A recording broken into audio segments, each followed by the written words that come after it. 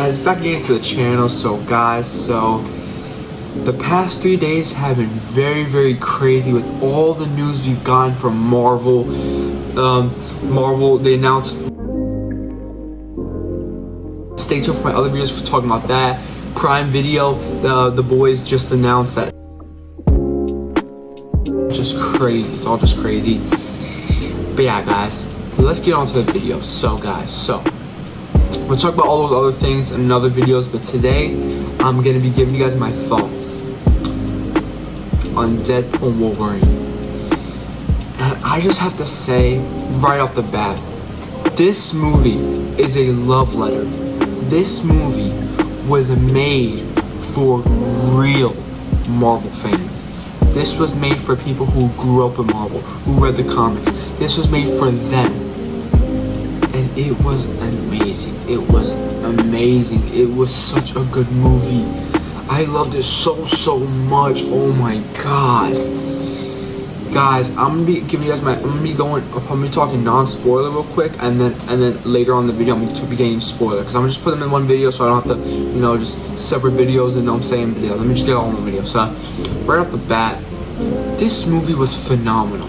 Like I said, it's a love letter to Marvel fans. It had its fun cameos, it had its fun epic stuff, I'm saying, but at the same time, the core of the movie stood true to what the first two Deadpool movies were. The first two Deadpool movies had their fun, you know what I'm saying? They had Colossus in the film, they had Negasonic Teenage Warhead, they had all this stuff, you know what I'm saying? But in the middle of it stood true to a great story, you know what I'm saying? And that's what this film did. It showed a great story with not only Deadpool. This is a Deadpool 3 movie, but this is equally another Wolverine movie. It was so phenomenal to see Hugh Jackman back on the big screen as Wolverine. It was phenomenal, just phenomenal, dude. It was so amazing to see Hugh Jackman back as the iconic Wolverine. There is no one else who could play Wolverine like him. There's no one else. That's a known fact. It was up to me. If I was running the MCU, I'd tell Hugh Jackman, yo, could you play Wolverine for the main MCU for as long as you can, and we'll just de-age you or whatever, you know what I'm saying, with CGI, you know what I'm saying? But yeah guys, this movie was phenomenal, dude, phenomenal. Legit a love letter to Marvel fans. Like I haven't walked out of a theater feeling this way for a Marvel movie in a very long time. The last time I walked out of a movie theater feeling like this was probably No Way Home. I felt dissatisfied. I felt the Marvel movie magic after I walked out of Guardians of the Galaxy Volume 3. But I feel like that was more so a farewell, happy ending, where this is just like a still continuation, but still it was just a great Marvel movie, you know what I'm saying? No Way Home had that feeling where we left the theater, we're like, yo, that was awesome. This is how I felt, you know what I'm saying? You know what I'm saying? This is the Marvel movie magic, you know what I'm saying? This is what I'm talking about. Sean Levy, Ryan Reynolds, they both cooked. Kevin Feige really paid attention to this. And like I said, I trust Kevin Feige, you know what I'm saying?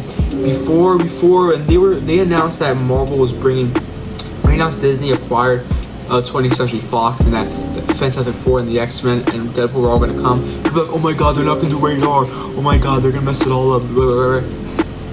They don't care.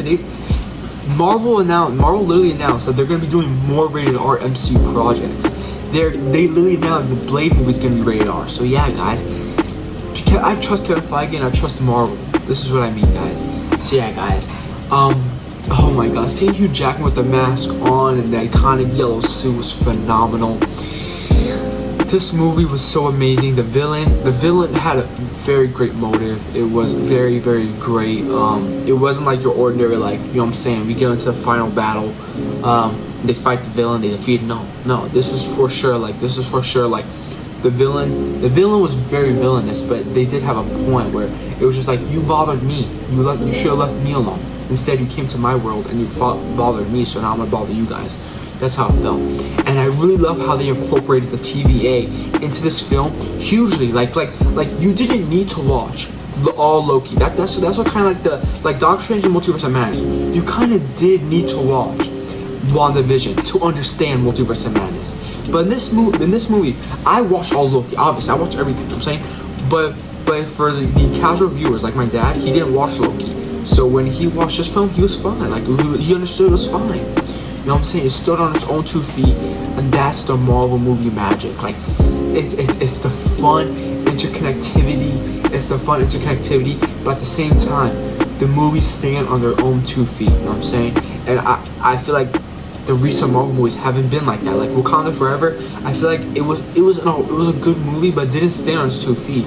It focused more on setting up other films, Black Panther 3 and Thunderbolts and other stuff, than it did being its own film. You know what I'm saying? So yeah. But yeah, guys. I'm against spoilers now, so if you guys do not want to know spoilers, hop off and stuff like that. So yeah. Guys, holy shit! Holy shit! Guys! Let me just say, if you guys don't know, Captain America is my favorite character of all time. But the first 2 Fantastic Four movies were my childhood. And seeing Chris Evans back on the big screen, and him saying, "Flame on," was so badass, guys. So badass. And I was like, yo, oh my god, guys, that was amazing. That was amazing. That was so awesome. And a childhood debate of mine. When I was little, I watched the first 2 Fantastic Four movies, but then I also seen the first 3 X-Men movies, and Pyro was in those movies. And I've always debated, like, who would win in those fights? Because, you know, they're both Marvel. I was like, who would win in a fight? Human Torch or Pyro? Because, you know, they're both fire users, full fire powers, I'm saying. And in this movie, we did get that fight, which is like, oh my god, like, unlock childhood memory, you know what I'm saying? That was awesome. The cameos. Not just cameos, guys, there's no real cameos.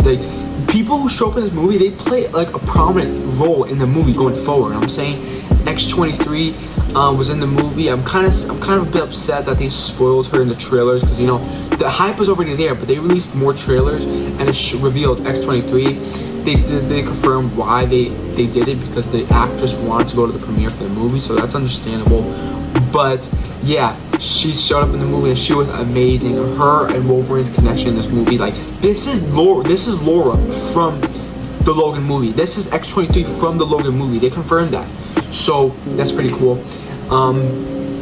Elektra, Jennifer Garner's Elektra. We kind of did get the announcement a while ago. It was kind of like a leak, but it was an announcement, and I kind of did expect it because they did work together on Atom Project, so and another Sean Levy film, you know what I'm saying? So yeah, so I kind of did expect it, you know what I'm saying? But yeah, can't believe I forgot to even mention this, but in the movie, Jennifer Garner's Elektra confirmed that when she was sent to the Void, so was Ben Affleck's Daredevil. They were both sent to the Void, but Ben Affleck's Daredevil died in the Void. He was killed in the Void. So he was killed by Cassandra Nova. So, and her people. You know what I'm saying? So yeah, that's pretty crazy. And also they also did confirm that a version of Punisher was also sent to the Void. I think it's the Thomas one. I forgot his last name. Thomas Jane, something like that. From the Punisher movie. I think it's that one, but it could be another version. But yeah, that is pretty awesome. But they confirmed that both Ben Affleck's Daredevil and the version of Punisher that appeared in the Void, both of them died. Yeah. There's so much amazing things about this movie. But yeah, we also got Wesley Snipes' Blade.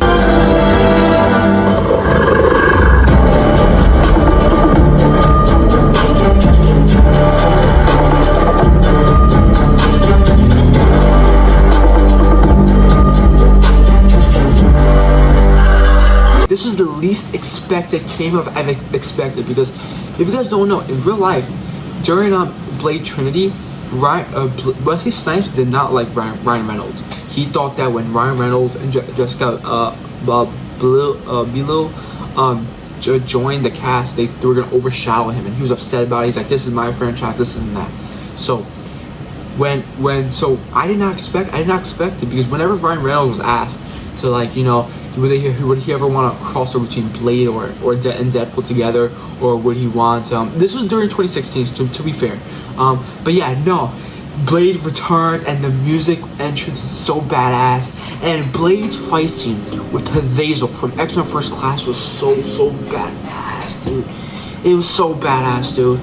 But then, because you know, Azazel was a very, very, very skilled fighter in X-Men First Class, and Blade is an insane skilled fighter. Like, he is him, bro. He is him. And he finally met his match, and that was such a badass fight. And then we seen Channing Tatum's Gambit, bro. If you guys don't know, Channing Tatum was supposed to have his own Gambit solo film. And in the movie, he jokes around about how he wasn't born and stuff like that. You know what I'm saying? How he didn't know how he was born is because of that. You know what I'm saying? And him in the iconic, like, comic accurate suit was so badass. So badass. He had the same accent as he did in X-Men 97. You know what I'm saying? It was so cool. What else happened in the movie? Hulk. Guys, we've seen a little tiny cameo of Hulk. So basically, in the movie, Deadpool goes through the multiverse looking for Wolverine, and we see Henry Cavill as Wolverine. Holy shit! That was epic. That was freaking cool. But then one of the universes, Wolverine is wearing the iconic brown and yellow suit, his first suit. You know what I'm saying? And he wears that suit. And if you guys don't know, in that suit he wears, that's the first suit he wears in the comic that he fights Hulk.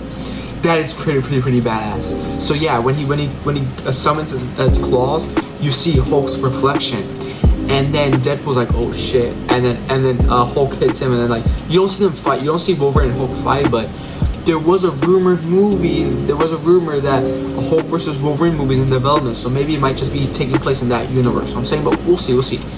But yeah, guys, that is freaking awesome, dude. And there was just so much badass stuff. Cassandra Nova, if you guys don't know, she is the sister of Charles Xavier, so that was pretty badass to see. You saw B23, I hope I'm saying B13 or B23, something like that, or B13, something like that, from the Loki series. She's pretty cool in the series. The opening of the movie was epic, but what really threw me off about the movie a little bit, because at the end of the movie, I thought that Deadpool was going to be in the main MCU. But it looks like not yet. They're like, don't worry, it's gonna happen, but not yet. This is an MCU film, but he's not in the main MCU, not yet. So just relax. So I understand that part, but yeah, guys, wow, this movie was phenomenal. This movie was generally so awesome. It was phenomenal. I cannot wait to see what's in store. B23 did say to both Wolverine and Deadpool that that it's not over just yet, teasing that they have to be in Avengers Doomsday and Secret Wars. They are for sure going to be in Secret Wars, for sure. But I'd expect them to be in Avengers Doomsday. You know what I'm saying? But yeah, guys, wow, this movie is phenomenal. I know there's probably a little details I'm missing, like the Deadpool corpse, which is very badass. They were so funny and hilarious. I'm saying. Dogpool was the GOAT, you know what I'm saying? Penny stole the show. This movie was just overall phenomenal. I know that I'm not getting into like 100% details. I'm saying, like I said, I don't do reviews anymore because, you know, that's movie critics' job. You know what I'm saying? I'm a fan, so I'm gonna talk about it as a fan perspective. You know what I'm saying? This movie was phenomenal. It was, you know, a love letter to Marvel fans, not just for all the cameos, just for how it was structured. You know what I'm saying? How it was, you know, it was breaking the fourth wall, referencing like all like ups and downs that it had, like outside the MCU. But like it was a standalone. Like, you know what I'm saying, it was very much an MCU film, but it was for sure like a film that held its own. I loved how it did not mess. If anyone was worried, it did not mess with Logan at all. Logan had an honorable sacrifice, but he revisited his grave, and it was so hilarious. And, you know, it did confirm that Logan took place in the same universe as the first two Deadpool movies. So yeah, that's pretty cool. But yeah, guys, wow. This movie was phenomenal. It was so good. I cannot wait to rewatch it. I think I'm hopefully planning to go rewatch it in theaters again, maybe a few more times. And yeah, guys, I literally just pre-ordered the Deadpool Wolverine Marvel Legends, so I cannot wait to get that in my possession. It comes out all in December because, you know, it's pre-order, so it's like, but it's all good.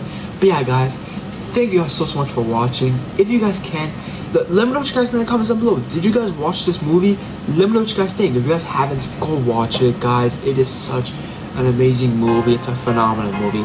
if you guys can, please smash the like button, please subscribe, please hit the notification, and I'll catch you guys next time. Peace and take care.